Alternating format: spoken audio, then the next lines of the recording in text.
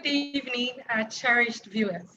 Education USA Ghana welcomes you to another segment of our Facebook Live events, that is pre-departure orientation.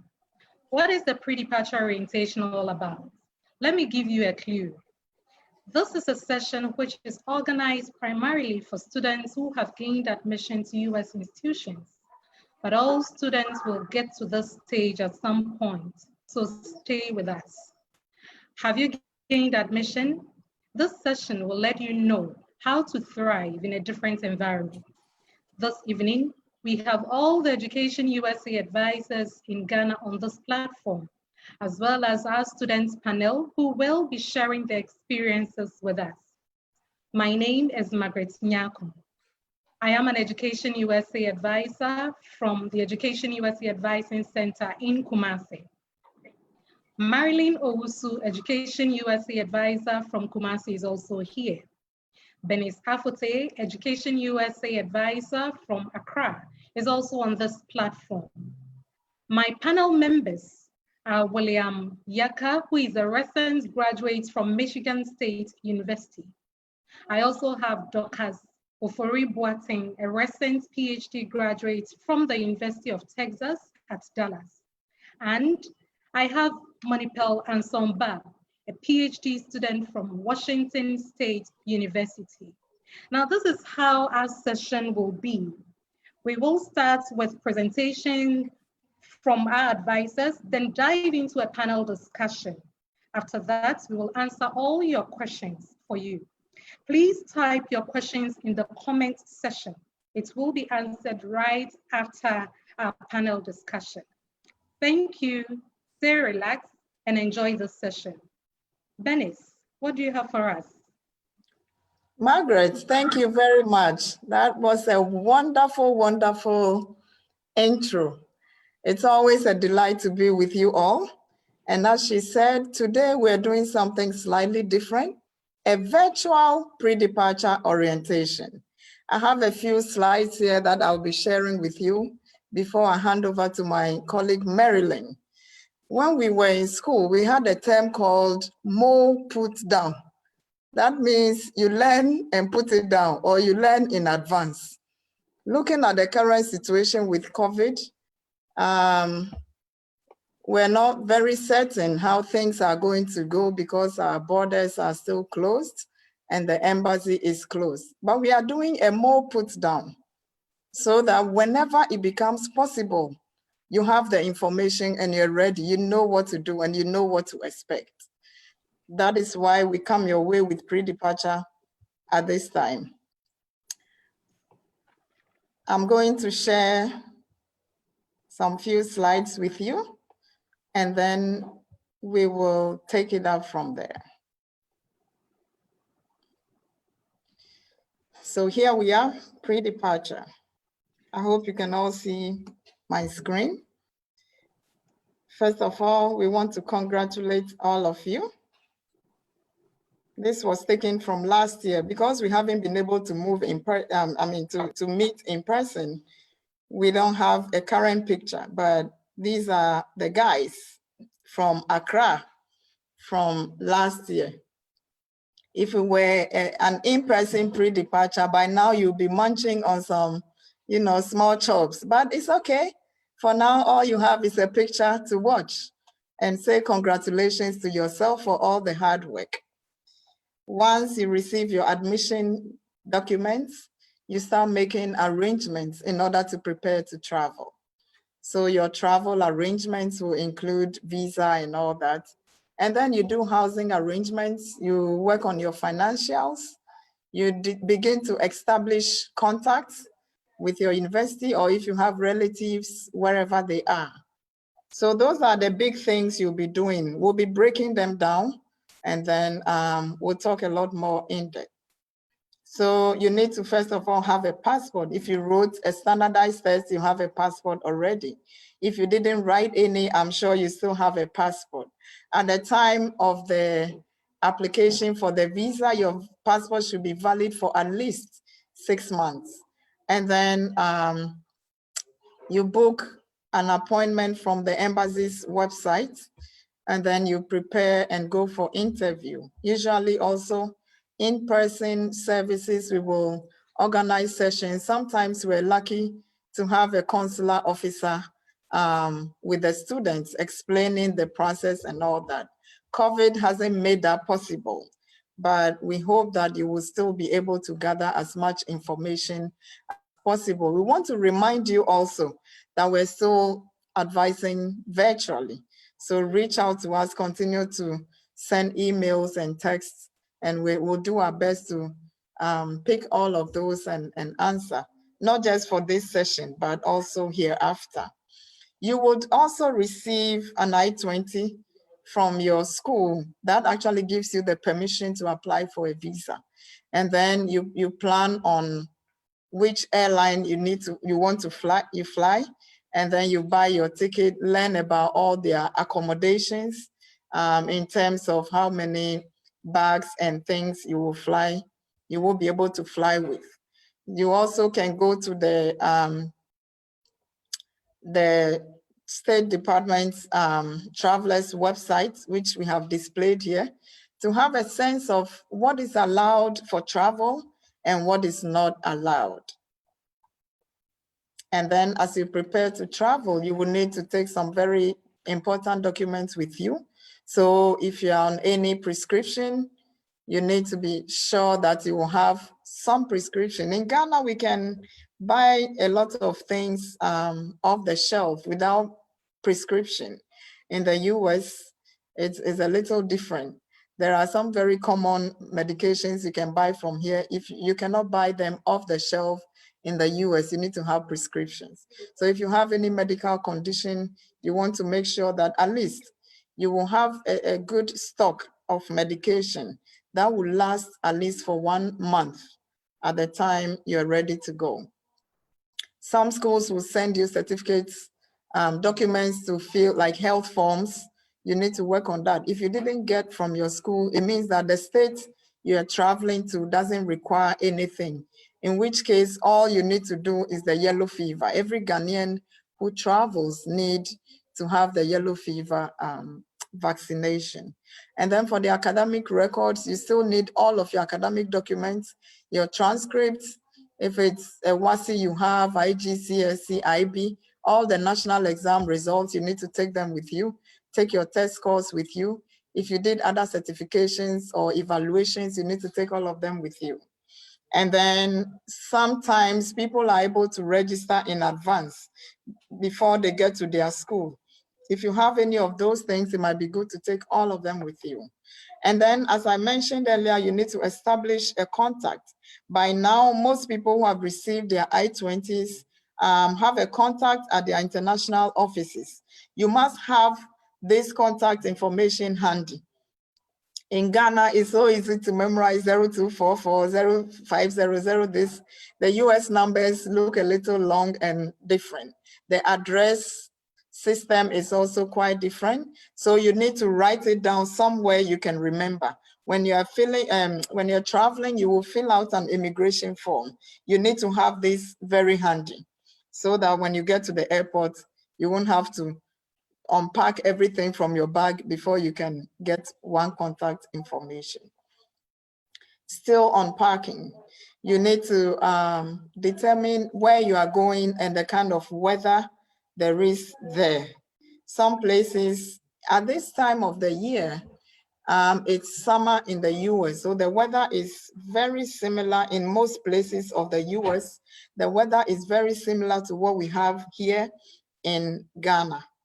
But because there will be changes by the time you're ready to travel, you need to have an idea about the local weather conditions and pack your things appropriately. When you're traveling, you will have two kinds of luggage. The bigger ones that will be checked under the plane, and then a small one that is called a carry-on. You want to be sure that you have learned the airline requirements or rules. Some people would like to take, something like a banku, so that when they get there, no, they can eat their banku. They don't want any fries and things at the beginning. Some airlines may not allow you to travel with Bangkok or Baire or Mori. So you need to have a sense of what you can take so that you don't end up buying things and get to the airport and then you can't take them. They will be trashed. Clothing, as I said, weather patterns are very different. So be familiar with the weather patterns at the places you'll be going so you can pack appropriately. I always encourage students to have at least 1 or 2 formal dresses in their things.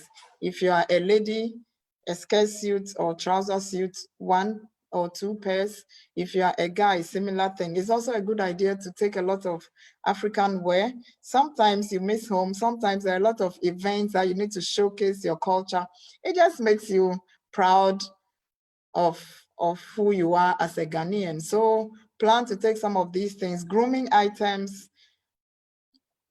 what comes to mind quickly will be like for guys. You get there, you go to the barber shop every week. In the US, I don't know if you can do that. If you still want to do that, you have to take a lot of money because barbering your hair can cost a lot. So these are all things you need to work on. You don't need to take a machine from here, like a barbering. If you have your machine, you can barber, but you need to learn to barber your hair. The ladies, if you want to learn to braid your hair some way now, YouTube can teach you a lot of things. But all these things, I'm sure you'll be wondering, where are cancel hair then? It's very important. Doing your hair in the US can be as expensive as $200 or even more, depending on the style. So you need to start working on all of these things. If you have your electronic, like your laptop, your phone, that is in a good condition you want to take to the States, that's fine.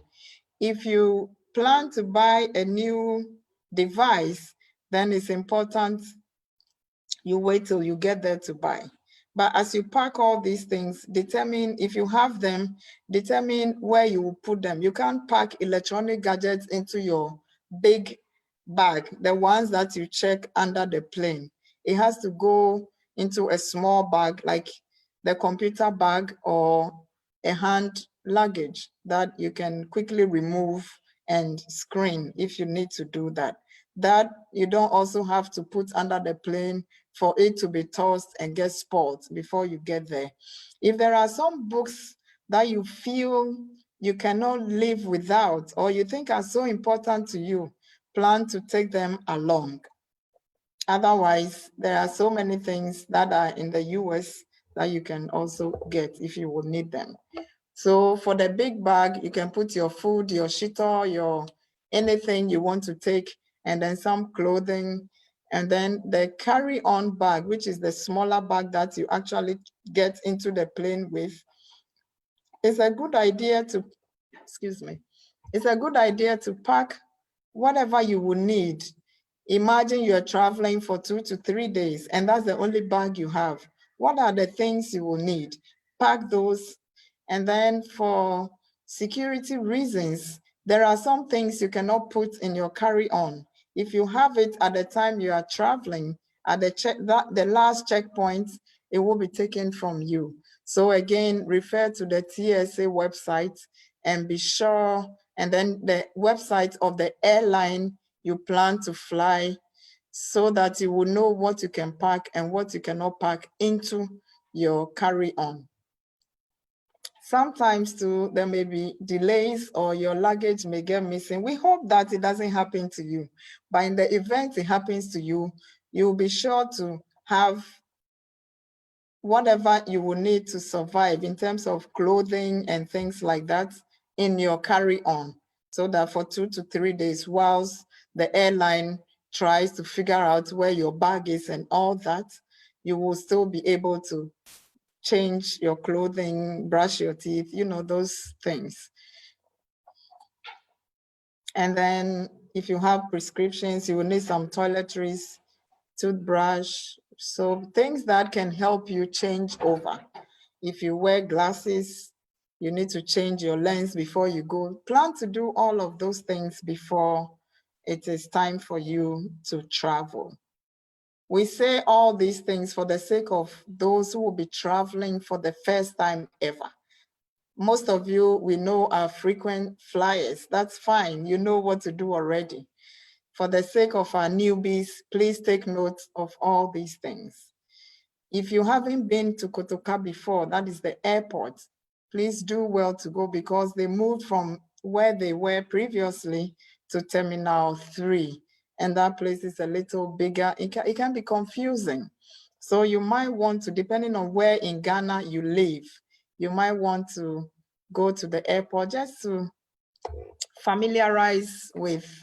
You may not be able to go inside and learn everything, but at least just the basics. On the day you are due to travel, whatever time you are supposed to fly out of Ghana, make sure you are getting to the airport about 3 hours ahead of that time. You will go to customs, you will check your bag, they will screen and ask you some questions. Sometimes they're actually looking into your bag. That would take some time. Sometimes there are a lot of people at the airport. So plan to be there at least 3 hours before time. There's nothing like, I'm going to check my bag in and go home and come back. Sometimes traffic conditions can be so crazy. And imagine you are coming back and you are stuck up in traffic, you'll be so stressed up. So don't plan to go check your bag and come back, especially for first-time travelers. So once you check your bag, then you can go through the departure procedures. I encourage first-time travelers, again, if you've traveled before, you know what to expect. So there's not much trouble with that. But first-time travelers, sometimes we like to take all of Ghana with us, a bit of cassava, a bit of this, and then those things are heavy. The gari, one olonka alone is like what, 2 kilos or more. So you have a weight limit, 23 kilos usually. So be sure that you will pack and your bag, the weight will be just good enough so that when you get to the airport, you won't experience delays. You go through departure procedures, you climb up to, now you don't climb up, they're all on the same floor, I'm sorry. So you go through immigration and then you go to the departure lounge. When it's time for you to board the plane, they will call your flight and then you will board. On the plane, usually they will serve you food. Some people will say, oh, they don't have money. So when they bring the food, thinking that they have to pay for the food. So when they bring it, you say, oh, it's okay, pass it, please. When you buy the ticket, everything they will do in the plane is part of the ticket you have paid. So when they bring the food, you need more milk. After every meal, they'll give you tea. If you need more milk, tell them they'll give you more sugar, anything. Everything they serve on the plane, you have paid for, so enjoy it. Sometimes it gets a little cold on the plane, so you need to take a jacket along so that you don't feel cold. When the plane attains some altitude, it becomes a little cold. Sometimes, depending on where your school is, you are not going to have a straight flight out of Ghana to the city where your school is. Usually people will have connecting flights. That's what we say transit. I heard a funny story about a student who learned that he was going to change planes and he started crying because he thought he would jump out of one plane into the other. This is just to make you laugh. But transit means you will land at one airport and then go to another terminal and take another plane to your destination. If you get to the airport and you are confused, find people in uniform, the people who work for the airlines. You can ask them. There are also big screens like we have at our airport now that will give you terminal information, gate information, and all that. So if you are transiting, you go through that, you board another plane, get to your destination. You will go through immigration again. You will pick your bags. Sometimes if you are transiting, the airline from Ghana can check your bags all the way to your destination. So even when you make a stop in another city, you may not need to look for your bag. It will be checked all the way to the final city. Some airlines too will have you pick your bag anytime you make a transit. So when you are checking in at Kotoka, you need to ask all these questions and confirm that you will pick your bag at the city of transit or you will pick it at your destination. Then you go through immigration procedures. Sometimes the immigration officers at the port of entry. Port of entry is the city in the US where you will first arrive. The immigration officers there, sometimes they ask you a few questions just to confirm that you are the same person who boarded the flight from Accra. And then they want to know what you are coming to the US for and all that. Sometimes it becomes important to show your academic documents. And at this point, they will also take your either your I-20 or your DS 2019, depending on the kind of immigration documents you have. Once they finish with you, you will go to the baggage claim and get your bag, and then you're ready to start your experience in the US. Depending on whether you have relatives or somebody from the school is picking you or a friend is picking you, you would have arranged with the person. They know what time you're arriving and all that. If you experience delays, you will contact whoever will pick you up to let them know the new time. If you've made all these arrangements, once you go through immigration, you pick your bags, you are ready to go. One thing I want to say to you about the bags, when you travel, you realize that a lot of people will have bags that are very similar to yours. So it's a good idea to mark your bag, either tie with some special cloth, a color that you think is unique, or write something on the, put a bag tag on it, and then write your address, something that will help you identify your bags quickly. That way you don't spend too much time at the baggage claim. Once you get your bags, you go out, and then whoever is meeting you will meet you and drive you off. If it's your school, you arrive. All international offices expect their students to report at their international office to let them know that they have arrived.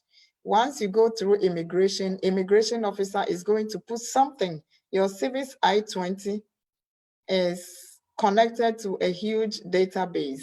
So the immigration officer is telling everybody who needs to know that you have arrived, and your school official will also know that you have arrived.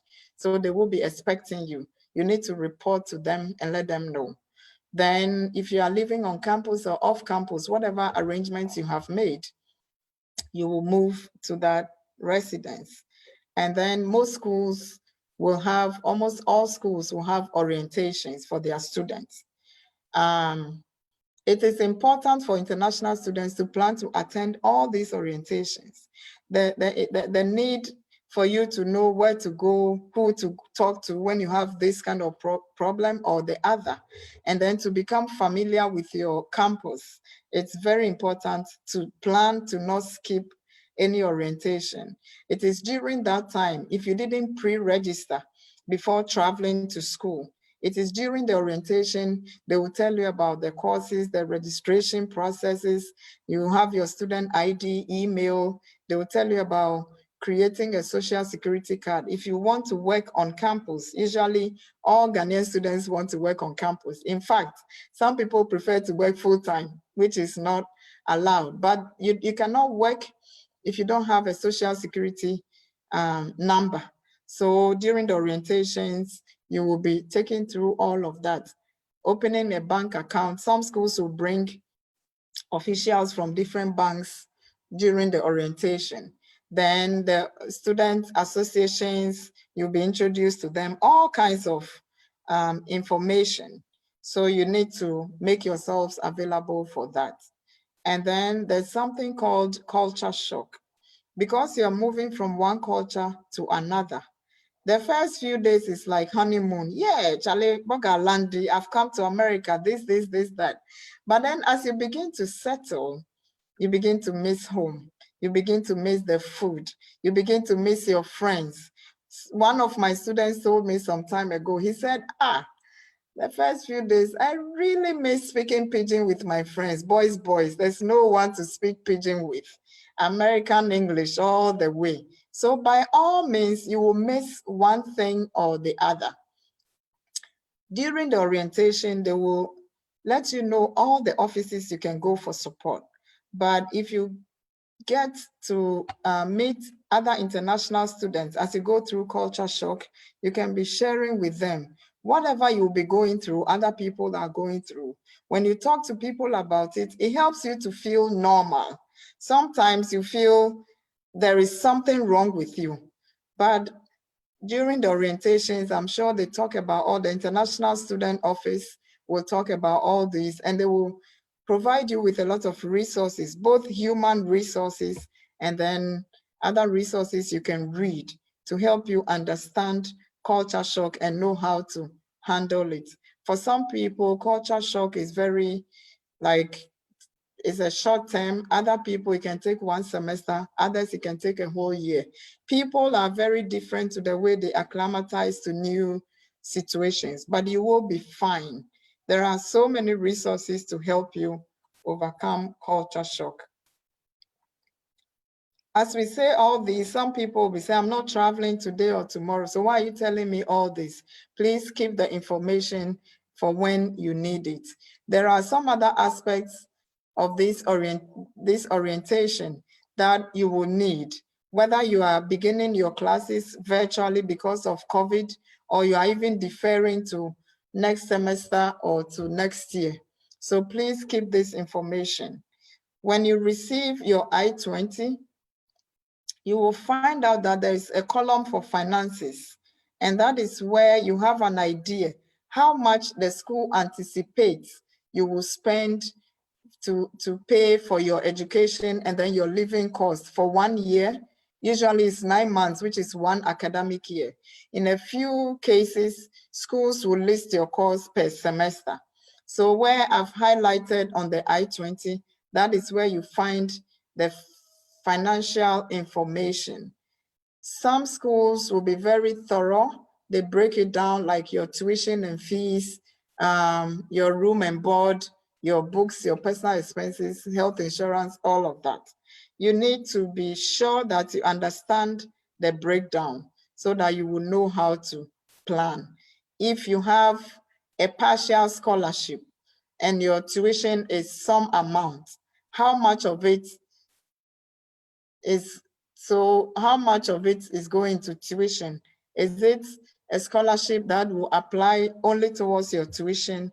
Then how do you take care of your books and supplies, your health insurance? So you really need to look at this information well in order to be able to understand. We're still talking about the financial, and we'll look at the social and all of that. At this point, I will turn over to my colleague Marilyn to continue with other aspects of the financials. Thank you. We'll be back with you during the Q&A session. Thank you. Thank you very much, Bernice. I'll quickly take us to the other side of the financials.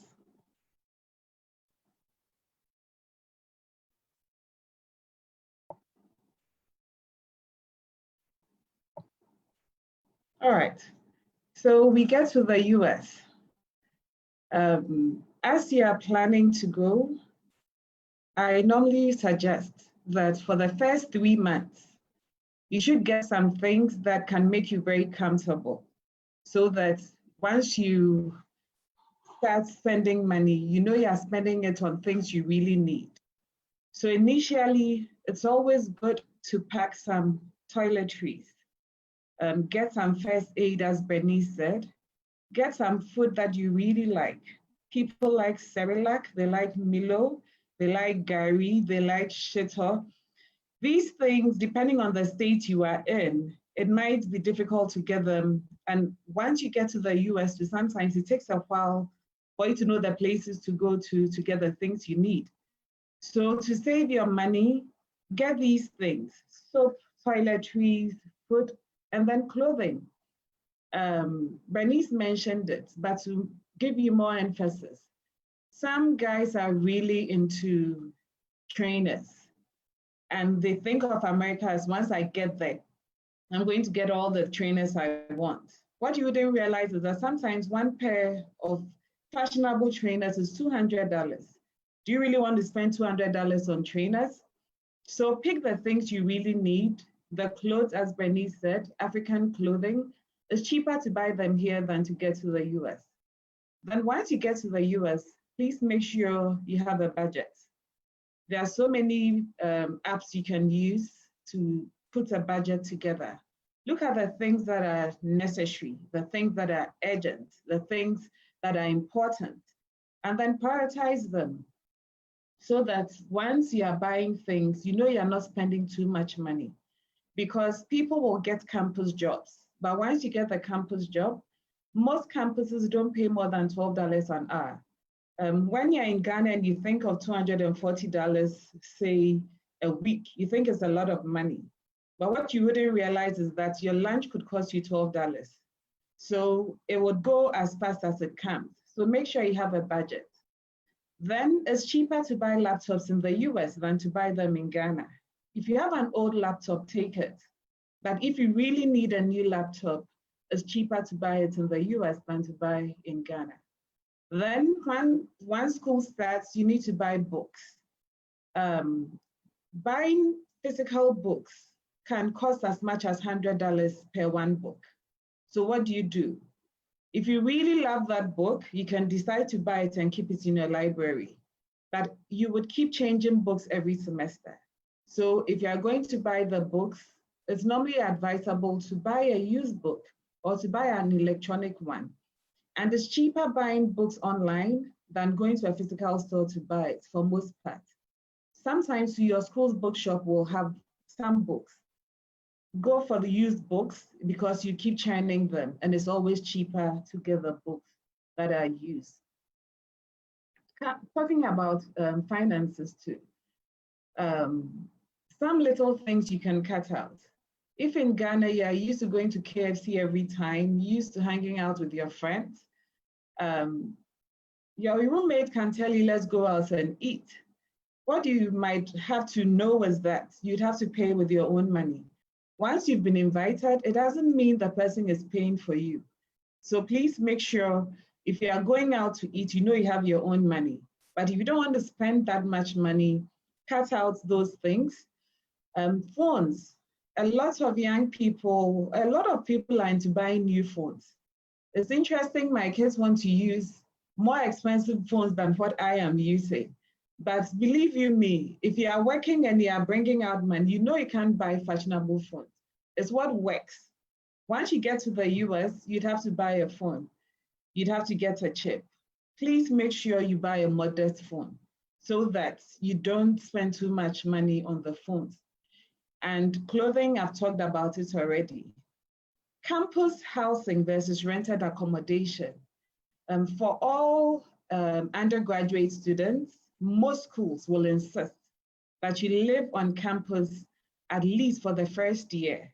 But most schools always make sure that you have campus housing available for all the 4 years.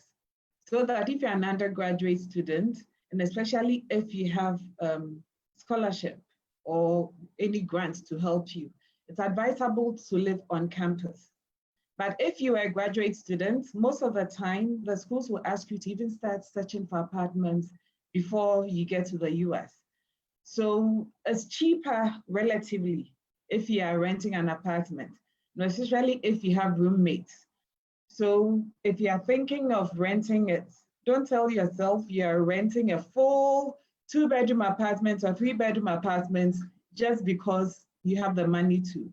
It's always good to go for a housemate, not necessarily a roommate, so that maybe 3 students can share one apartment. It's cheaper that way. Then the issue of debit card versus credit card. Anyone who gets to the US, and especially when you're a student, most credit cards will send you information and let you know you can easily get a credit card. But what most credit cards, in fact, what most students wouldn't read is that the credit cards always come with huge percentages when it comes to APRs. So every amount of money you spend, you will pay a percentage of the amount you spent. And it keeps rolling over. So the fact that you are being told, pay the minimum balance, doesn't mean that the money, you wouldn't have to pay it. So you just need to be mindful. If you can get a debit card from your bank and stay with it, it's always the best way to start your life financially in the US. Let's look at academics. With COVID in mind, there's a high probability we'll start online classes.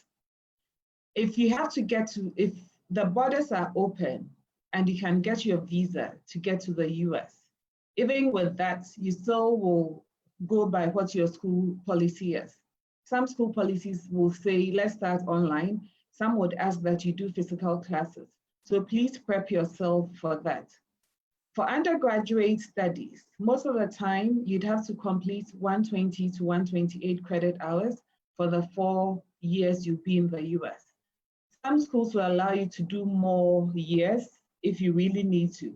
But if you are not on scholarship, you should know that you pay for credit hours. So make sure if you are saving money, you try to do everything in the first 4 years. Most graduate programs, especially with master's programs, it ranges. The average is 36 credit hours, but depending on your program, you could do 30 to 48 credit hours for the whole duration of the master's program. Then for PhD, if you already have a master's and you're going in for a PhD, it ranges sometimes from 48 credit hours to 60 credit hours for PhD, if you have a master's already.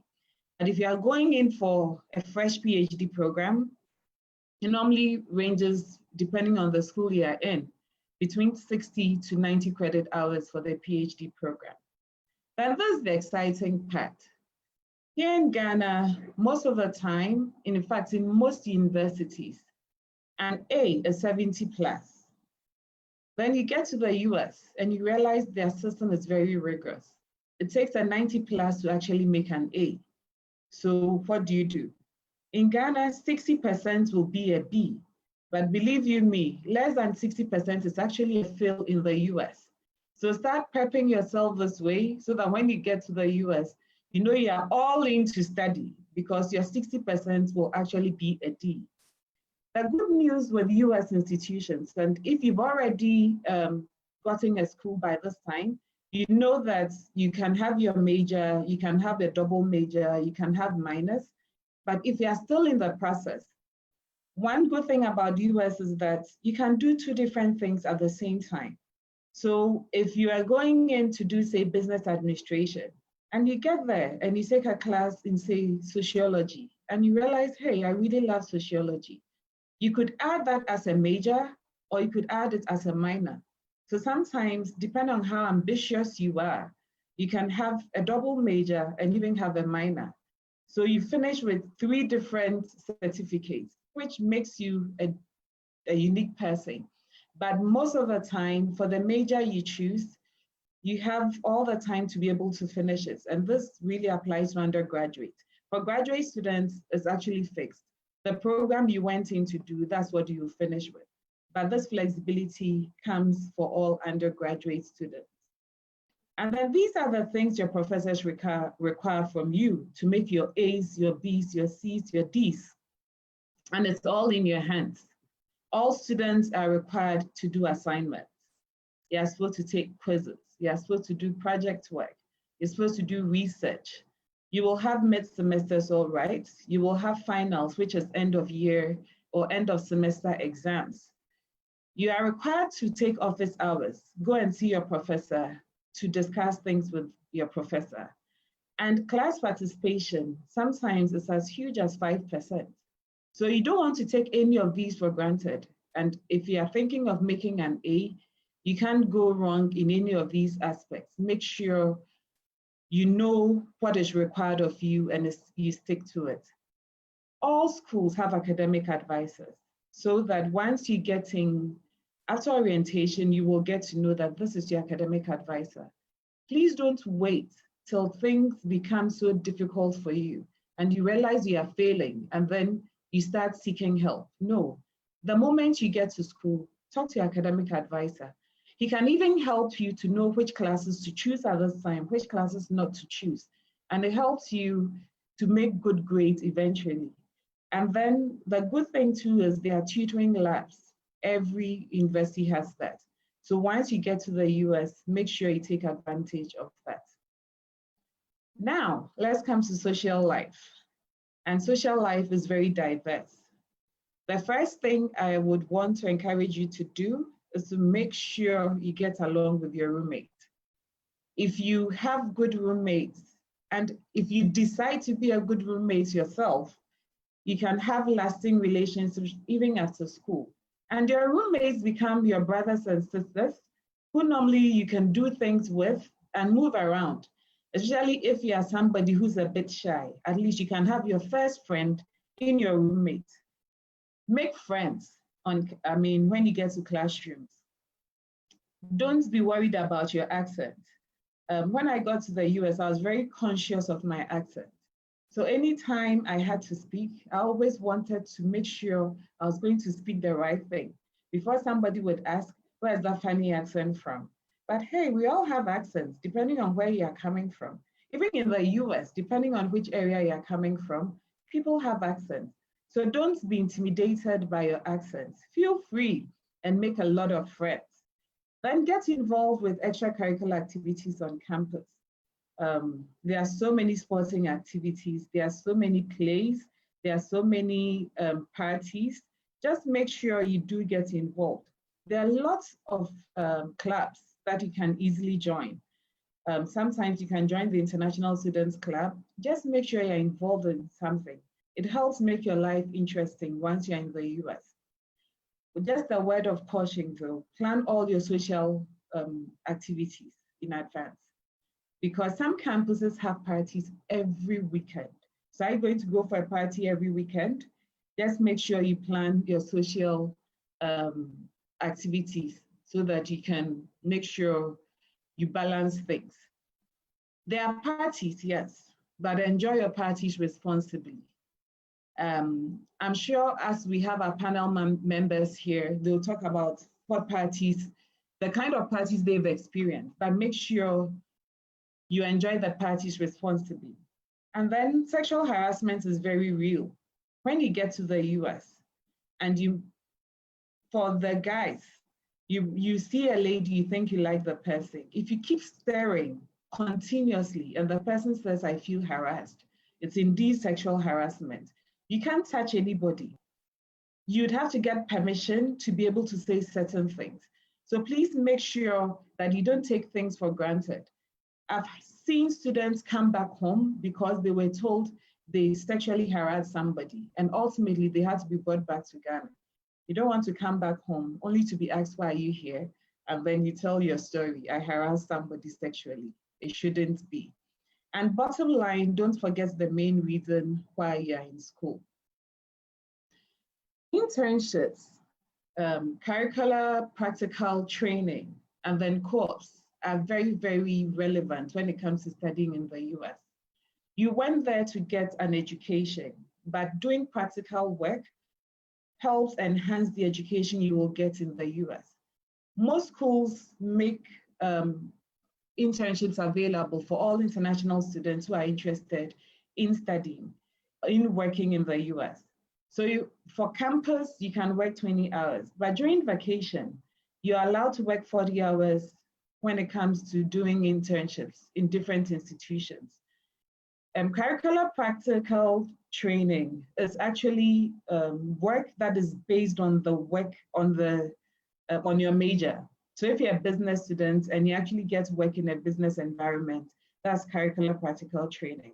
If you're into the sciences and you are doing labs, it's curricular practical training. So anything that helps. Sometimes during the vacations, you can do that. Then we have co-ops. Co-ops is a bit different. You can do the co-op while you are studying. So instead of working on campus, you can be working with another institution, but don't take things into your own hands. You need your career guidance office to help you plan for that. And then for internships, you can contact companies directly if you have their addresses and you know they are recruiting. Still on internships, I normally would advise that go to your career office and tell them they should help you put a resume together. In Ghana, we have CVs and we have resumes. See, we are used to CVs, but resumes are different, and most companies in the US want resumes. So go to your career office and let them help you to get a resume, and then get a cover letter, get a social media profile that is professional. So check your social media profiles now so that you make sure you have professional social media profiles. Then visit job sites to get the jobs. I want to quickly wrap up. Optional practical training is available for all students.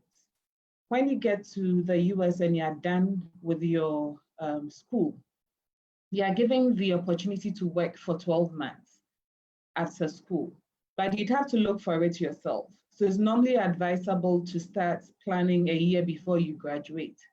For people in STEM, that is science, technology, engineering, and math, you can apply for an extension after you finished your first 12 months. So don't wait till you finish school. Make sure that you're able to get help to do all these things, to apply for the OPT before you get out of status. And if you finish school and after 6 months, you're not doing practical training, you actually go out of status. So make sure you apply before time. These are sources of information when it comes to pre-departure orientation. All EducationUSA advising centers will give you information on how to survive when you get to the US. So you can go to EducationUSA Accra or come to EducationUSA Kumasi. We are virtually available, so get in touch with us. And I'm sure if you take your time and go back to the video, you can see these links and be able to get more information. And then lastly, I'm putting our contacts here. EducationUSA Kumasi is based at Top Martins Complex at Asokwa in Kumasi. EducationUSA Accra is based at the US Embassy in Accra. Since we have others to talk, I'll end here and hand it over to Margaret to continue the program. Thank you. Thank you very much, Marilyn and Bernice, for sharing these valuable information with us. To my cherished viewers, I say a big thank you for watching our EducationUSA Ghana Facebook Live event. And we are looking at the pre-departure orientation now.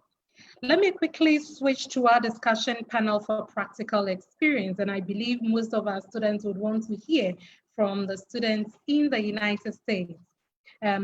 My panel members will be touching on academics, the social life. They'll also be looking at finances, the culture shock. They will be touching on the OPT, the CPT, and a lot more. So please stay glued to your chair. Please don't leave. But I will encourage you to type your question in the comment section. We will answer your question for you right after our panel discussion. I will be starting with William Yaka. William, are you ready for us?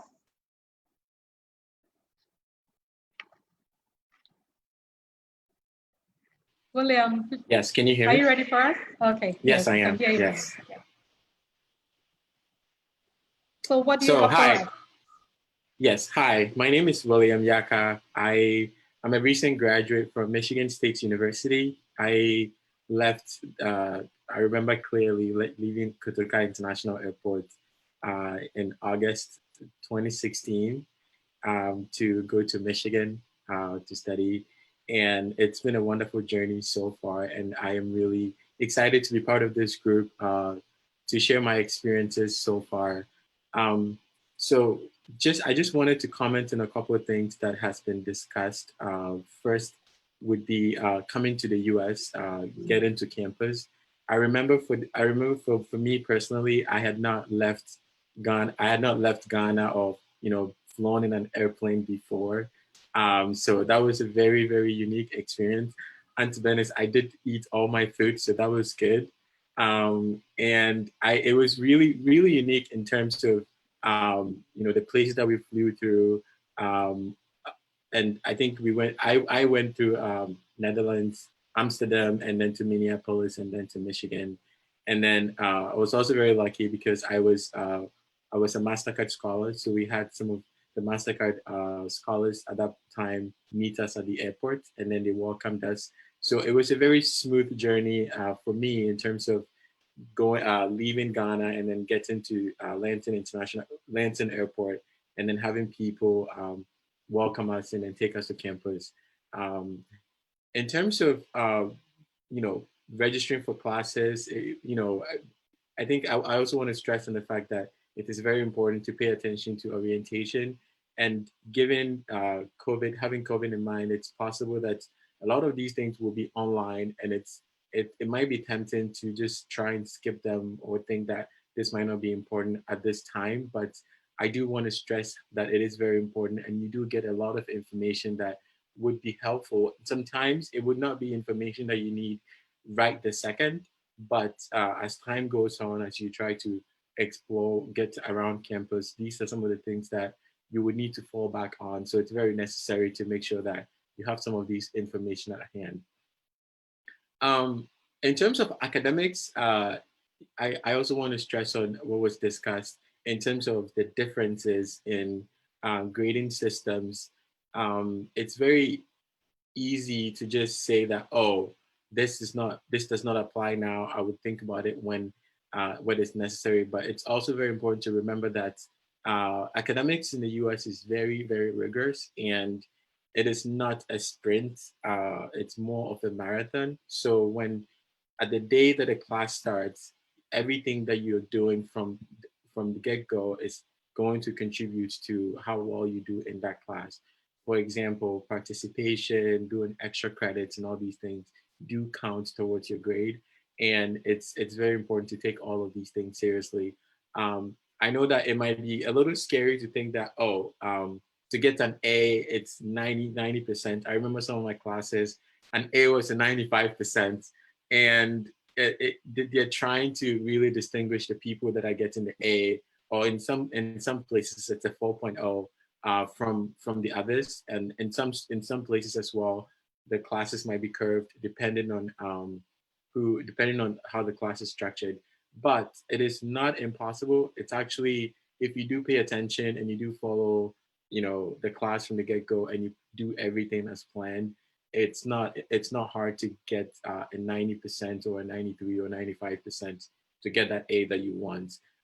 What is very important, however, is making sure that you're not skipping any parts of your assessments. So it's usually planned in a way that, at least for undergrad, that everything is in pieces where, you know, a midterm could be 10%, or, you know, this paper is 5%, this other thing is 15%.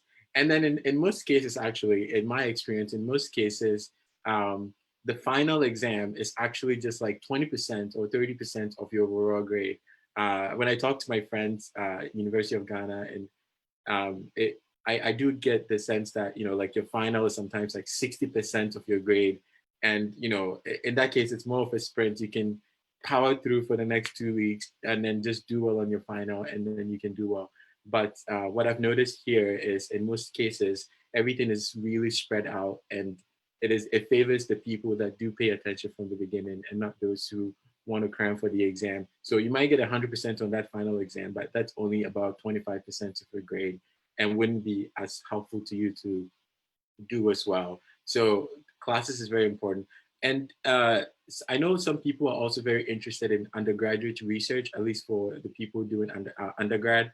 Undergraduate research, depending on where you are, but in most places, I would say, is very, very welcomed and also very encouraged. So I was very lucky to be in a research university, and I was able to start doing research from my freshman year, and then switch in different labs and get different experiences.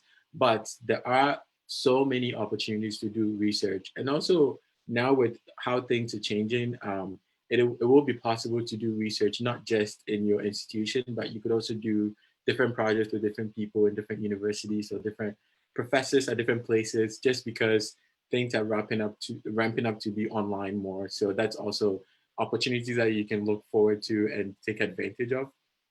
So if you're interested in undergraduate research, there are a lot of opportunities to do that as well.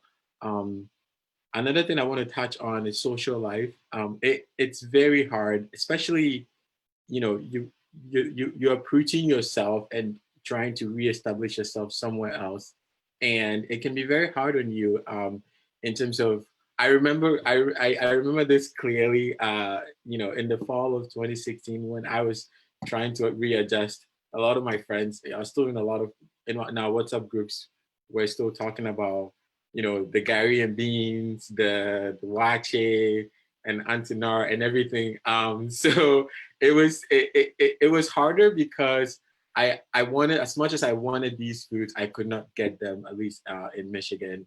And even though that was hard, so I guess the reason I'm saying this is it would be nice if you can learn to make some of these foods yourself, or also, but over time I've also found out that there are places that you can order, especially if you want shit, or now you can get shit on Amazon and all these things. So there are things that you can do to readjust. And when it comes to hanging out with friends and making friends, I think for me, what helped me the most was knowing that there are a lot of people that want to know your experiences, want to be friends with you, and they want to share their experiences as well. So being open and being open-minded, and being curious and willing to put yourself out there to meet a lot of people and make friends would also be helpful to trying to to assimilate in a new environment. Um, and then I also did the different practical trainings. I did the CPT and also the OPT. And to add to the information that was shared, I think the only thing I would want to say is it is very helpful, because a lot of these processes takes months to apply and also get the documentation that you need. It is very helpful to think ahead, especially if you start your freshman year and you want to do curriculum practical training. It is helpful at least towards the end of your fall semester or like early spring semester, start looking into opportunities, because a lot of places that you apply to, applications do open about 3 or 4 months prior. So it's helpful to make sure that you think of these informations ahead of time, and also put in applications. Don't be afraid to apply, and make sure that you have a plan forward and not just wait till towards the end of the deadline to apply. Because in most cases, you need references and you need recommendations, right? So you cannot get all those things last minute. Finally, I would add this finally before another panelist comes in, that there are a lot of Ghanaians in the US, and everyone, at least in my case, everyone that I've met, everyone that I've talked to is willing to help you succeed. And all the people, I was very fortunate to be surrounded by Ghanaians that were willing to help me navigate things, and answer all my questions, and not just in Michigan State, but in across the US. So no matter wherever you are, even if you're the only Ghanaian in your school and you don't know anyone, don't be afraid to reach out to people in closer states or anywhere on social media. Our experiences might not be the exact same in your states, but everyone goes through similar things, and we would be able to connect you, even if we don't know anyone in your year. We'll be able to connect you to seniors that have graduated from that school, and we'll be able to build all those connections. Everyone is willing to help you. Everyone wants to see you succeed. Everyone has gone through the same emotions and things that you will go through, and we're all here. We all want to see you succeed, and we would you should reach out to all of us on Facebook or via email, LinkedIn, and anyone, I believe anyone will be willing to help you succeed. Thank you. Wow, what a great experience. I'll go straight to Dorcas. Dorcas, are you there?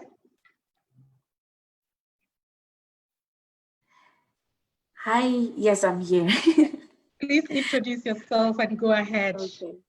So my name is Dorcas Ofrey-Boateng, and I am a recent PhD graduate from the University of Texas at Dallas, PhD in statistics.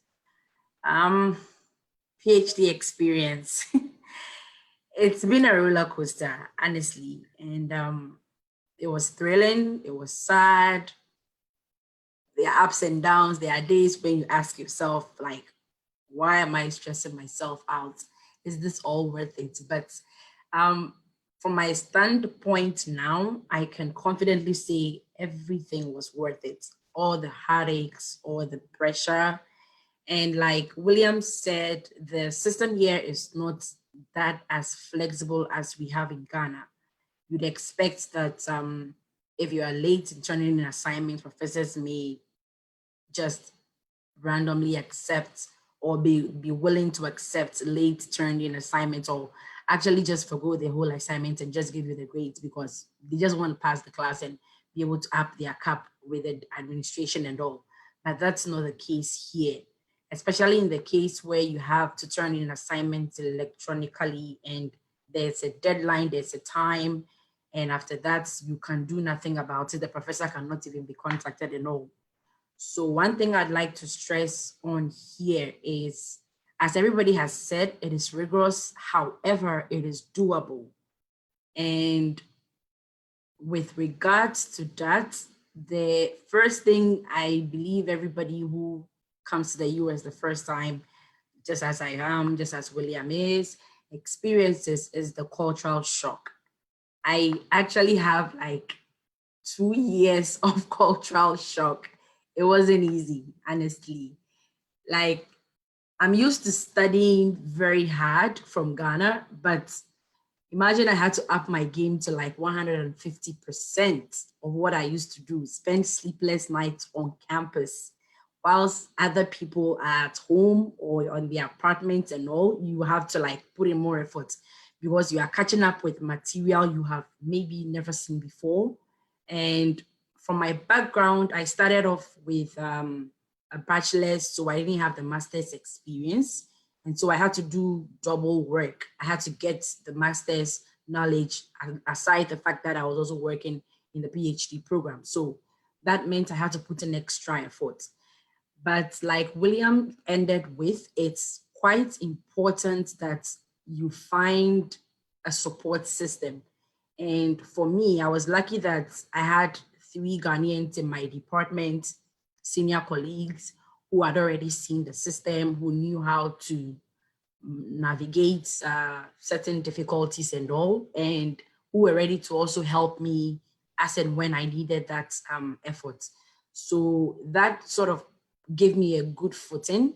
But even with that, it's not entirely left on the support system. You have to be prepared to sacrifice your sleep time, prepared to sacrifice maybe the social life time you're used to from Ghana. It's more like you need to ensure that you are securing the program. You need to ensure that you have a good footing, because you can easily lose your, if your funding supported, you can easily lose your funding because of a bad grade. You can easily lose the whole program just because of a bad grade. You could just be taken out of the program, and it's very sad.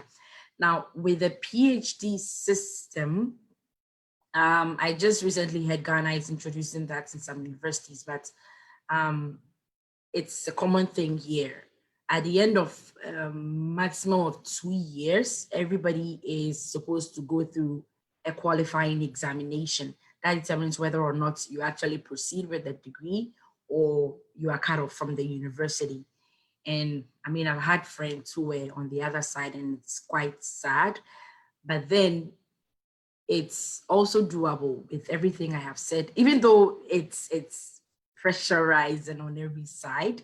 It's pays off if you actually decide to make that sacrifice. And I mean, you actually applying for the school, going through all the admission requirements, submitting all the paperwork, leaving Ghana joyously means that you are ready to put in the effort, to put in the sacrifice. And so it shouldn't come really much as a surprise. I'd like to touch on one important thing. I think I didn't really hear that, but as an international student, you are required, based on your visa, I'm not sure if it's F1 or J1, or depending on the visa you actually enter the US with, to have health insurance. And it's very, very important. Just not having health insurance could have very adverse consequences on your visa status and all with immigration and all that. So ideally, if your school is like my school and they have like a inbuilt health insurance program, it'll be advisable to sign up with the school, because then if there's any issue with regulations or whatever, you can quickly follow up. But then some schools also allow students to actually get insurance from outside, and they may give you some suggestions. Just make sure you are covered. Just make sure you are, and also make sure you use the insurance. Some students, I don't know the main idea, but it comes with not really, I mean, in Ghana, we don't really go to hospital that much for regular checkup and all, particularly when it's in the flu season. You just make sure you get vaccinated, you get your shots. I mean, it doesn't hurt anyway. So aside that, I'd also like to talk about registration of classes. If you are somebody I know who waits for last minutes to get things done, would be in trouble, because if you are not able to meet the deadline, there might be financial penalties for registering late, for either adding or dropping classes, swapping classes as and when you decide. Because during the first few weeks of school, you have the liberty to test classes. But if it is something that you're required to do and you have no option with that, then you're stuck with those options. However, if it is something that allows you to try out certain new avenues, to add minors here and there or majors here and there, make sure that you are within the cap period for registration and avoid all the penalties, unnecessary penalties that may come with being late.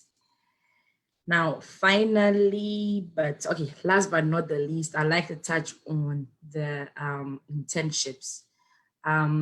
Throughout my experience, I've had 2 internships, and like William said, it is very important you apply very early.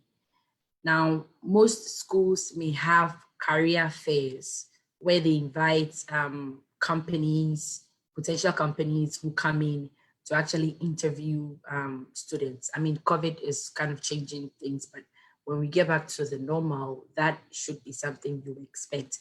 Make sure you don't miss all those career fairs, because I mean, you never know. Somebody might see you as a potential and groom you in that light. Aside that, they are also, if you are science related like I am, they are also very fruitful avenues provided by National Science Foundation and other related organizations that actually allow international students. There are certain restrictions when it comes to some national labs, but the others that are quite flexible, and so you can apply to these, get your documentations on time and all, make sure your references are ready, your transcripts and everything is all packed for the application process. Now, when it comes over to the OPT, as has already been said, you need to plan way, way ahead. And aside the documentation that comes with getting your I-20 restructured for the OPT and all, you would also want to consider applying for jobs quite early. That is actually what I did. And the current situation of COVID, it's as though I escaped the job drag and all. And to do that, probably if you're graduating, like let's say in summer or spring, you may want to start applying quite early, like August, July of the previous year. That way you get more of the advertisements and your information sent out to the interested parties, whether it is industry-based or it is academia-based. That way you are safe in terms of getting the job. With the OPT, you can file for the OPT and all and get the OPT approved with your I-20 and the employment identification card. However, you have a time limit for when you should actually have the job. So that also stresses on the point that if you start early with getting the jobs search and everything running, then you have a higher chance of actually having a job before you apply for the OPT documentation when you are ready to graduate and all. Now, research in the PhD field actually is interesting. It pays off because then you get to see, you get to be practical with not just the theory that you build during your thought classes. You get to be practical with other collaborations, other people, other research avenues you never thought of. You get to meet new people, particularly if you're attending conferences and all. So all these expose you to a wider environment, a wider world, which you may not actually be conversant with. Now, my last talk is going to be on social life. Sometimes we leave Ghana and we come thinking that it's just school. It's not just school. Like Mrs. Marilyn said, you never know who would actually be your long-lasting friend.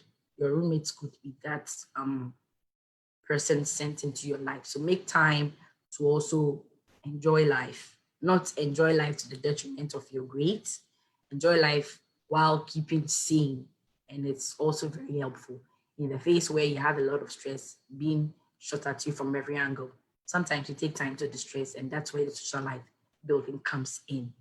I'm going to leave some few points to when they actually questions, because then I'll be able to direct my answers to particular objectives.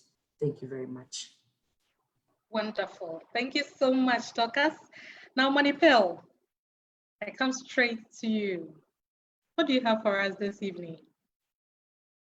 Hi, everyone. Thank you for giving me the opportunity, Margaret. So my name is Monipel, and I am a PhD student at Washington State University. The time difference is 7 hours. So I'm still in the morning, and I'm sure it's in the evening in Ghana.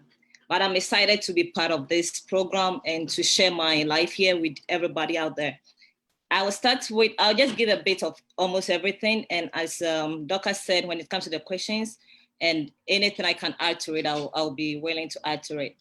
So first of all, concerning the documents and items to pack when leaving Ghana, Mrs. Afoti said almost everything, but what I want to add to it is that you don't want to make a mistake and pack your I-20 and passport in your main luggage, because mostly when you get to the US, you have to go through immigration before you get your luggage.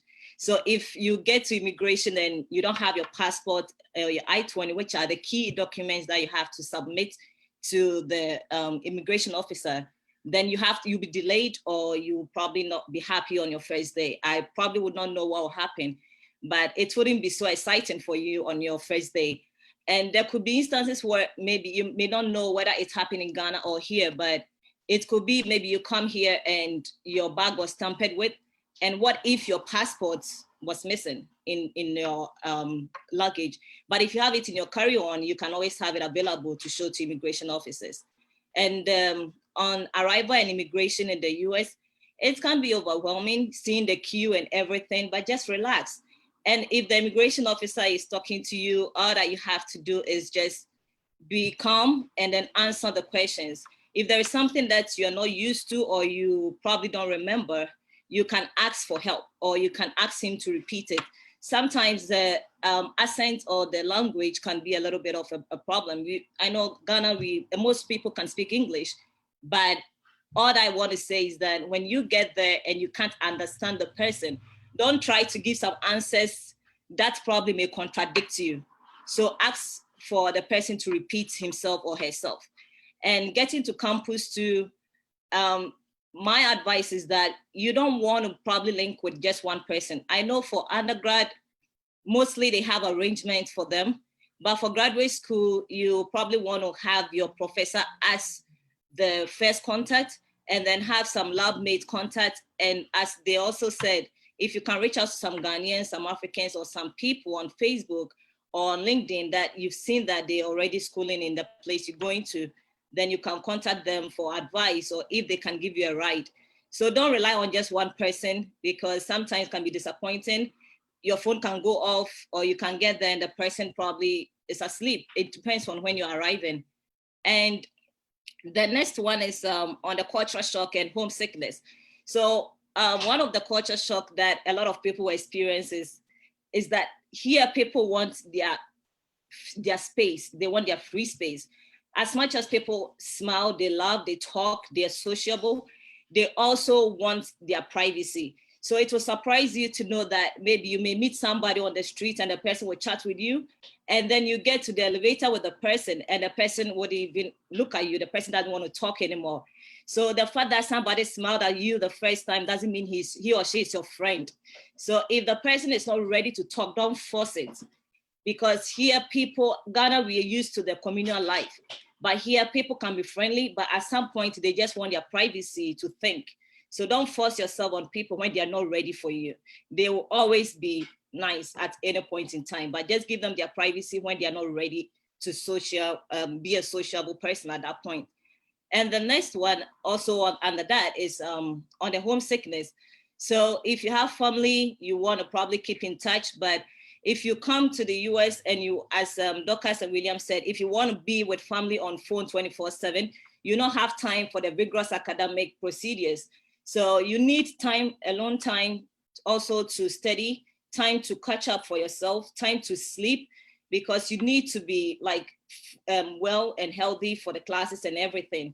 But like, as I said, I'm in Washington State and the time difference 7 hours. So if I want to catch up with Ghana, mostly I have to do it at night or early morning, because when I close from work or from school, 5 p.m. is 12 midnight in Ghana. So who can you talk to after work? So we have to just respect, depending on the state you be going to, you want to respect your time and then manage it well. If not, one way or the other, something may not go well. It's either going to affect your health or your academics, or you may lose social life, and then you may also always be homesick if you're not careful. And for registration of classes, Doka said a lot. For graduate school, because of the COVID, it's likely you have the online or in-person. As Mrs. Apote said, if you get a chance to go through the embassy to get your visa to get here, then it's likely you have more of the in-person. But for my school per se, we're gonna get back to the online after the fall break. So after fall break, we are not resuming back to campus. So definitely it's gonna be the two sides. But if it's online and you want to do it from Ghana, please keep the time difference in mind, depending on the state your school is.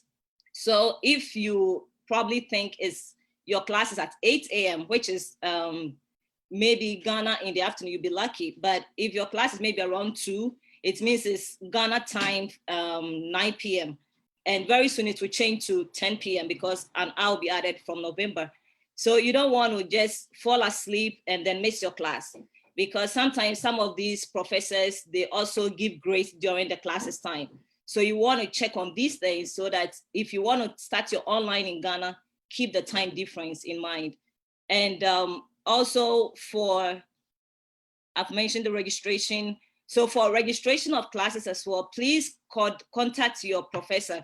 You don't want to just go to the school's website and choose some courses that you think may be interesting.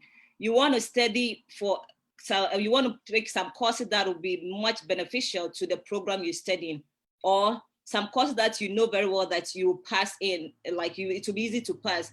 You are not a statistics student, you're a food science student like me, and maybe you want to go for some intensive or advanced statistics program. Definitely you will fail, because even the main statistics students, some are failing. So how much more you, who is just going to have, you probably want to go for some basic statistics that you want to use it for your research, not to go and brag like, I did calculus this and that.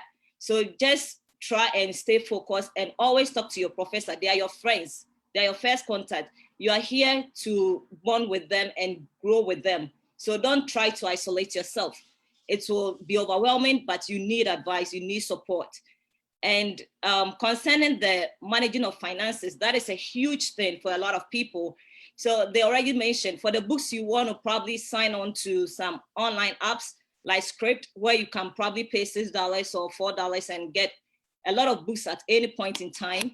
You want to contact the school. Sometimes you can even talk to your professors or your lab mates or your office mates. Some people can get free books for you. You don't always have to get everything new.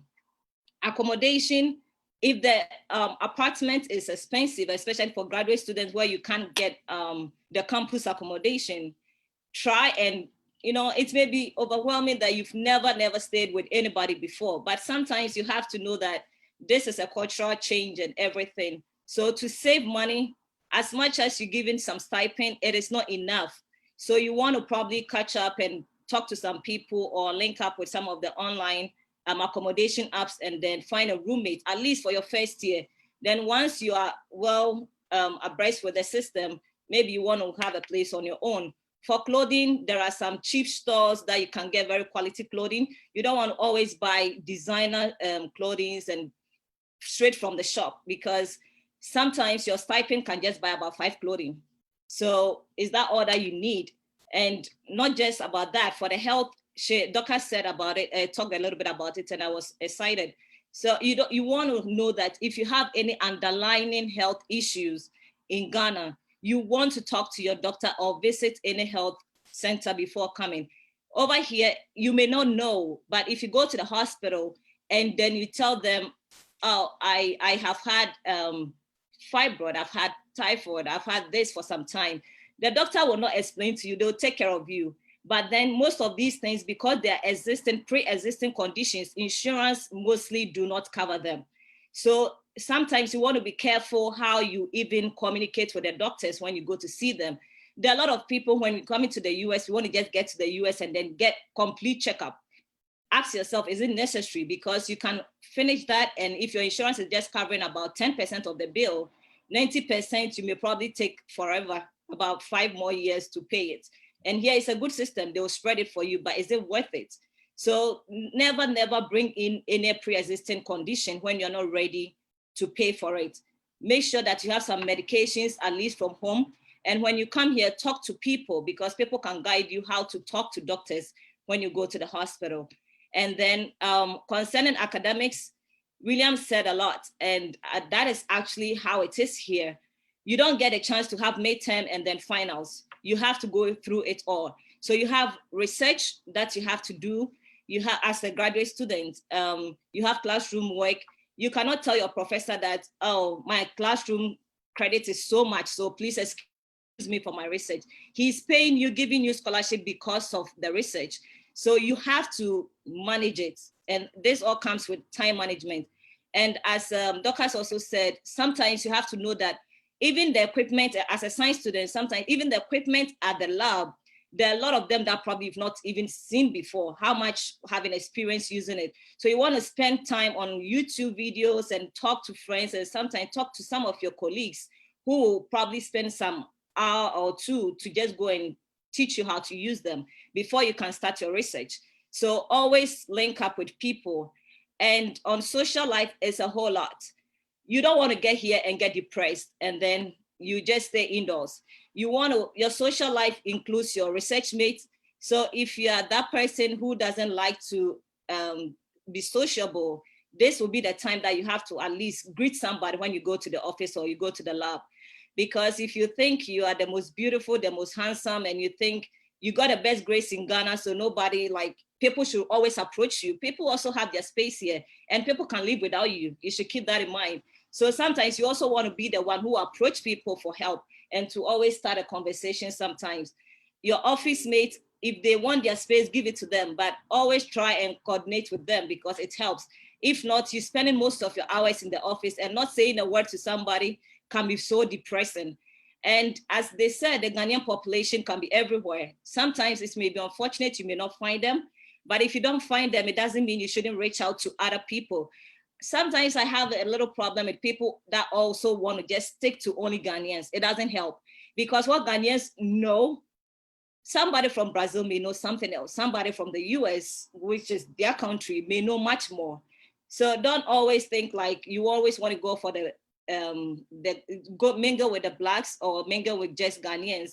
You want to just mingle with everybody who will be open up to you, because these are the people that they can even call you and bring you food. There are some people that will give you a ride. There are some people that will invite you to programs, because your whole life shouldn't just be about the books, because sometimes you sit down, there are a lot of assignments and you start crying.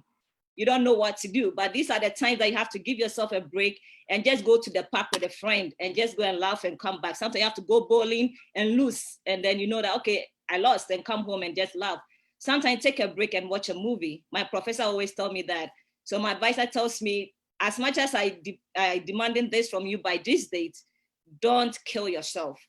always make sure that you are alive to continue the program. So mingle with people, go out and have fun, and give people their space for social life. Now on the internship, I can only talk about that. I can't talk about the CPT because I'm not there yet. As I said, I'm about to go and start my second year PhD. I just finished with my first year. And for internship, as a graduate student, don't be so excited about it. It depends on the program you're going to pursue, because if you are a science student and most of your activities is in the lab, it's likely every little 1 day or 2 days that you get for your break, you'll be required to do something on your research, because you don't want to spend 10 years pursuing your PhD. You want to finish as soon as you can. Some people take about 10 years or even more. Is that something you want? And as much as you can relax with your program, know that if you're on scholarship, the scholarship has a duration. So when you come in, you want to probably try and rather link up with more of the associations. So for myself, I plan joining a lot of conferences. So I have already started joining associations that is of interest to me. And most of them are also recommended by my professor based on my research. So you don't want to join an association that deals with maybe social life when I am a food scientist. The aim here is that I came here to school. So I want to achieve the best grades, and I want to complete on time, and I want to also expand my territory, and I want to empower myself. So you want to make sure that every knowledge you are gaining is worth it, because it can be so exciting. Sometimes you just see people taking some courses, some short courses, and you just want it because you have the interest in that. But is it worth it at that time? But if you're done with your credits hours for your classes and you have more time, why not? You want to probably take anything on education. You want to take anything in engineering, anything that you can think of, provided your professor can pay for it or you have the money to pay for it. So I will end it here, and any question that will come up and I can add to it, I'll add to it. Thank you all. Thank you very much, Monipel, William, and Dorcas. I have a question for you before we end our session for today. So some of the students would like to know, how did you deal with your culture shock? And did it affect your academics? Maybe Monipel, since you're on the platform, you can start for us. But I'll give you maybe 2 minutes. Okay, so the culture shock, it depends on what actually you consider as culture shock. Because for me, my culture shock was when at a bus stop, I wanted to talk to someone and discussing about when the bus was going to come. And then he looked at me, smiled, and then turned away. So it's like, really? Because Ghana people want to just chat for hours. Sometimes you want the trotro to come and go, and the next trotro to come and go, and you still be chatting. Meanwhile, I just met the person. So that is what I said. Here, whatever that happens, sometimes accept that you're human. It's always okay to go through the emotion. When you're sad, you're sad. Don't pretend you're not sad. So when you go home, that is the time that how to deal with it. You talk to people. If you have other people around, other international students, not just Ghanaians, talk to people. Hey, how is it like? I spoke to this guy and this is what happened. I was in the classroom. I understood everything in the class, but I didn't pass. Or midterm, I got a B, I got a D. How come? And people explain to you what their experiences are, because you may never know it all, no matter how much we give to you here. Thank you. Okay, I go straight to William. Do you have anything to share with us on culture shock? How did you deal with your culture shock? That is, if you had any.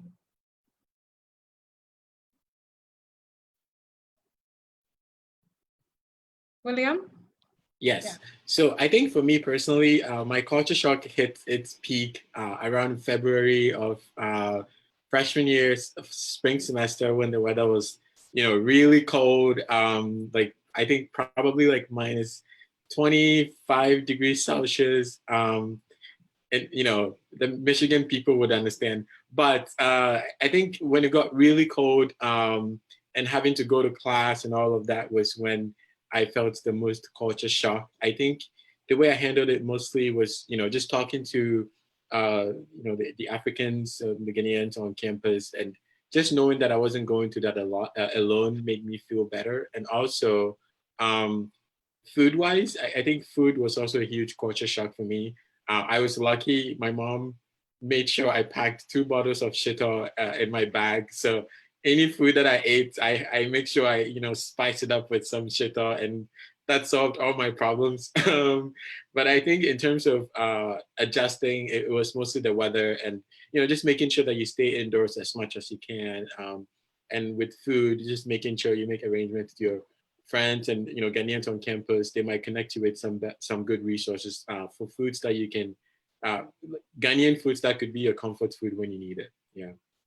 Okay, thank you. Dorcas. So my culture shock was mostly academic, because then you are used to a particular system and now you have to get used to another kind of grading system, learning system, learning with people who come from different environments all across the world. So one thing I primarily had as a support, aside the fact that I had friends, I had friends and made friends around me, was I kept in touch with family back in Ghana. Manipel mentioned that, and I was lucky I was in a 5-hour time difference zone.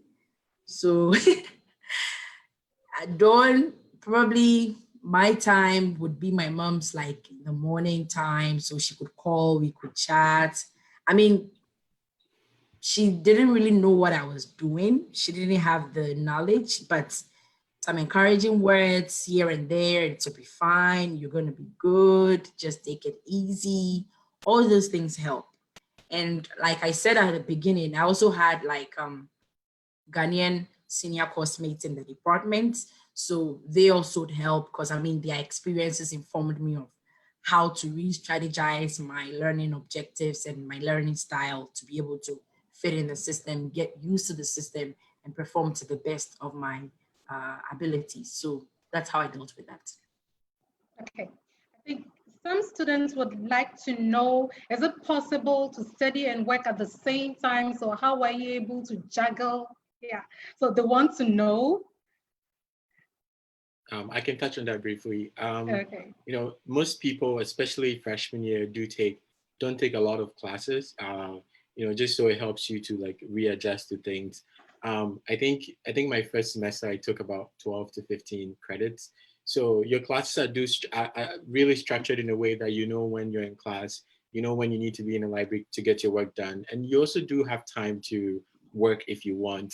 My only advice to that is making sure that you're not overloading yourself with a lot of work, and in that case, you don't end up having to spend too much time working that you lose track of how much work and stuff that you need to get done.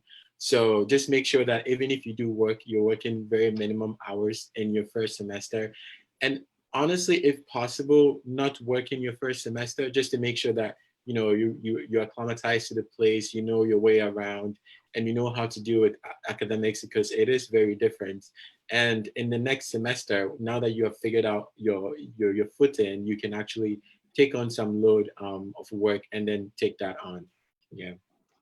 Thank you. Manipel, do you have anything to share about the work and the study? What I would say is that it will be easier for undergraduate students, but for graduate students especially, I know there are some people that are paying themselves, they are funding themselves fully, or as Mrs. Aforte said, maybe they had partial scholarship. So if you want to work and your professor is okay within the system, is okay with this, it's okay. But as William said, you want to focus more on school. So you are here to school. But if you think that you're having issues financially, I think there is always the international programs department that you can talk to them and defer your program. It's better to defer your program than allowing yourself to be fired or allowing the school to terminate your contract. So if you defer your program, then probably, I don't know about that, unfortunately, but if they can allow you to work and then you make some money and come back, then that is okay. But unfortunately, I don't know about that. But if it's a system that is available, then go for it. But if not, you want to probably live in a modest manner so that you can save some money. Because it doesn't matter how small your stipend is, you can live with it no matter where you are in the US. I'd like to add something. So I'd say for the graduate person, it depends. Because if you are funded like a teaching assistant, then you don't have an option. you combine that responsibility with your academic responsibilities. Because all these strings also come to play, particularly if your grades are also not good, you tend to lose your assistantship and it ripples down into something else. But I had a friend who was in a master's program, and due to financial constraints, she actually opted to defer in her second year for 1 year. And she went out, worked, got enough money to actually cater for the tuition and any other bill that came up. And she graduated last year. So it's doable, but it depends on what your situation is. And I mean, most of the times with teaching assistants, I mean, I've heard other stories from other universities. Some of the places are really horrible. Anyway, but I don't think the university is out to get you if you're a teaching assistant when it comes to the responsibilities that they assign to you, knowing that you're also a student, aside the fact that you are an employee. Therefore, I mean, there would be a structure. That is why that is where the academic advice actually becomes pretty helpful in the first 2 years, because then you know the responsibilities that have been assigned to you at the beginning of the semester, and then you can structure your classes to be able to accommodate all these. If it's extra help you need, some schools, including my school, have this center they call the Student Success Center. That is to help students in all manner of forms, whether it is an emotional constraint or it is like a fiscal constraint related to work and all the pressures that come with that. So speak up, find help, and it'll pay off. Yeah. Thank you so much. I would like to have your final words. That is your tips for my students and our cherished viewers. William, will you start for us? Yes, I think I would want to end just by saying that congratulations on this journey. I know it's been 5 years since I did it, but I know that it takes a lot of work, and you guys have worked so hard to get admissions into your respective places. And I know that, circumstances have changed, things are different now, but the journey would be worth it. And I just really want to make sure that you know that you can reach out to people when you need help. Everyone here is willing to help you succeed, from your advisors. I mean, it started with your EducationUSA advisors. Now, when you go to college, your college advisors are there for you, your professors, your friends, the African community, the Ghanaian community, everyone is there to help you succeed. And anything you want, any activity you're interested in, any research area, anything you are interested in doing, you would find people that are also have the same interest. And so don't be afraid to reach out to people. Make sure you know what you want and reach out to people when you need help. And everyone is there for you to help you succeed. And in terms of academics, always make sure that you know your primary goal of coming here, which is to study, and make sure that you're diligent to your school as much as you would want to be diligent to all aspects of your life as well. But I can't wait to hear about you guys' experiences when you do make the transition. Yeah. Dorcas, your final words.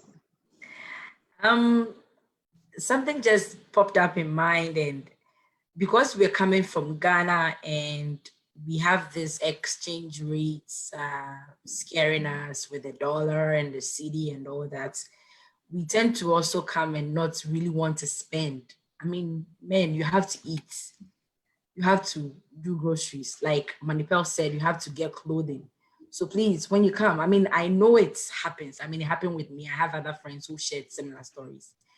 Don't be afraid to spend $10, $20. People calculate and they're like, wow, this amount of money, I can't believe. And then you are there, and then you are hungry, and then you have work to do. And it's just messed up. It just adds to your frustration. So spend and spend modestly, but I mean, do that.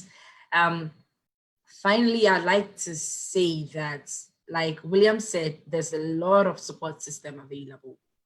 You may not necessarily have it readily presented to you. You have to go searching, and it's worth it with whatever program you find yourself in, whether master's, undergrad, or PhD, is worth the journey. The journey is really worth it.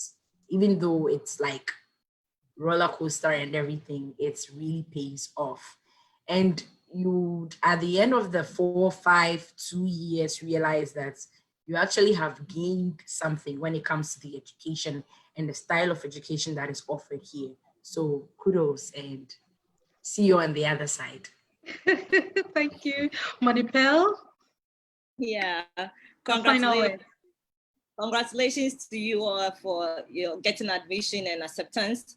And we look forward to seeing you. But what I want to just leave with you is that when you come here, the main goal is to study.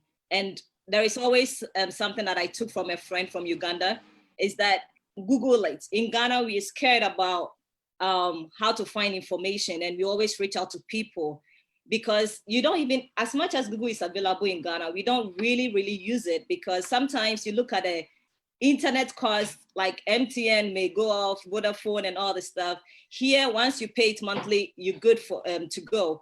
So you want to make use of it, because whether you use your internet or not, you're paying for it, unless maybe you deactivate it. So if you're paying for it, you want to make sure that you are Googling everything about your work, everything about life, even your social life. You want to reach out to people, learn to be a networker. You don't want to get depressed, because it is real. And once you're depressed, you can't do much. You may not be like academically poor, but once you are not reaching out to the right people and tapping into the right resources, you may not be seen as a good student. So you are here to show yourself approved, and that is your main goal. So make use of Google, watch YouTube videos, rather than maybe following some stuff or some funny things in Ghana. It's okay to catch up with that, but keep in mind that you are here to school. And I wish you all the best. And yeah, you can always reach out, and I hope to meet a lot of people and also watch people also share their experiences next year. Thank you. Thank you. Bernice, the final words. I first of all want to say thank you to our wonderful, excellent panelists and to our lovely viewers. Thank you for tuning in again. I just want to add one more thing. Most of the things we've discussed on academics and living in the US, academics studying in the US, whether you are taking classes virtually or going in person, depending on how conditions will permit with COVID, those things are still relevant. So please remember the academics.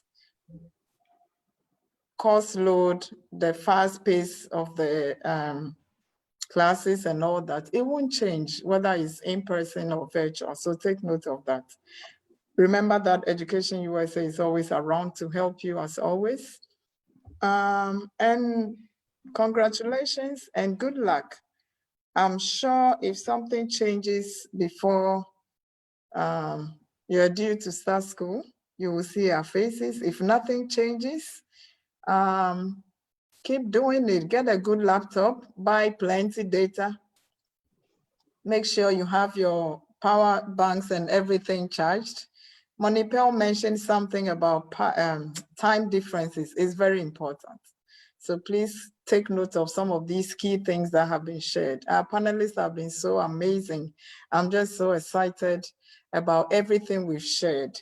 Pre-departure can take place over a month, over a long time. We have just tried to crush everything within the time frame we have. So bear with us for loading too much information within this time, but I'm sure you've taken something out of it. Thank you very much and enjoy your evening. Thank you to Marilyn. Well, thank you so much to our panelists. You've been fabulous. I'm happy listening to you. You've made our work very easy. To all those who've gotten schools, congratulations to you. You should remember Education USA is here to help you throughout the whole process. For those who joined us, even though you've not gotten schools, remember Education USA would help you to look for schools, apply to the schools, search for financial assistance. We are doing pre-departure, which is critical for everybody who's going. And most of the time, it's the whole package. So get in touch with the Education USA officers and get all the help you need. And thanks for joining us this week too. That was a great presentation from the Education USA advisors as well as our panelists. I'll say a big thank you to you all, and to our cherished viewers, I say a big thank you once again for joining us on this platform. Please join us same time next week for another great program. On this note, I say congratulations to all students who have gained admission. I say, are you cool to you? Have a good evening.